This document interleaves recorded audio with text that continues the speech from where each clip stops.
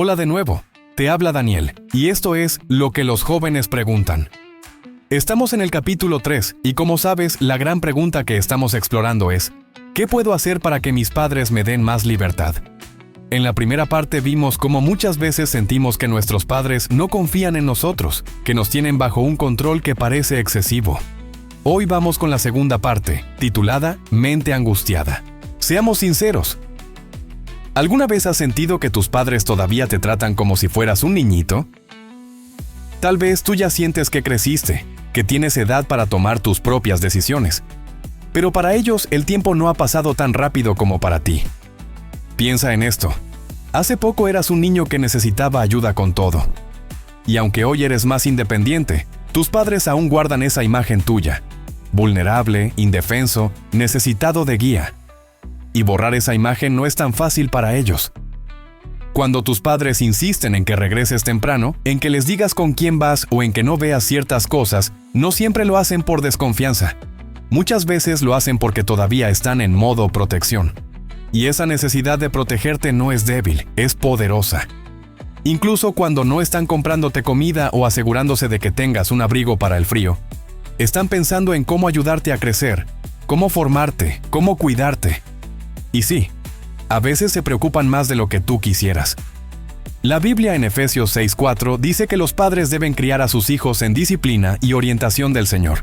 Ellos sienten que deben rendir cuentas ante Dios por lo que pase contigo, y eso los hace estar más atentos, más vigilantes, más, ¿cómo decirlo?, más mentes angustiada. ¿Recuerdas a los padres de Jesús?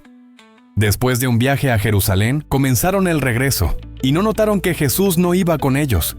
Cuando se dieron cuenta, lo buscaron con desesperación, y cuando lo encontraron, su madre le dijo con el corazón en la mano: «Tu padre y yo te hemos estado buscando con la mente angustiada».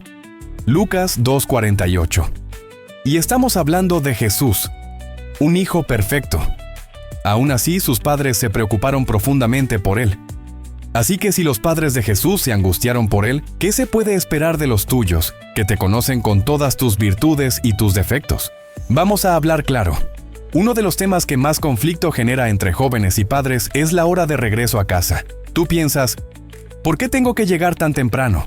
No estoy haciendo nada malo.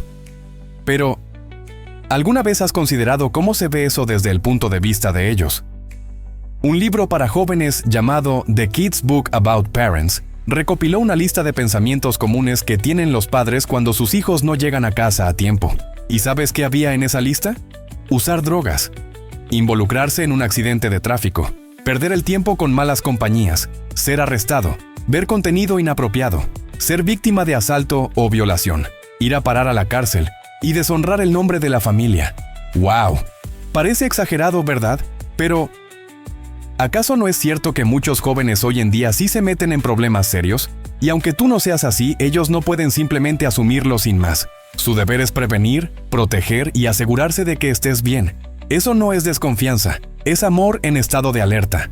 Entonces, cuando sientas que tus padres te limitan demasiado, pregúntate, ¿será que tienen la mente angustiada porque me aman? Tal vez no lo expresan bien, pero esa angustia viene del deseo de verte bien, de no perderte, de no fallarte como padres.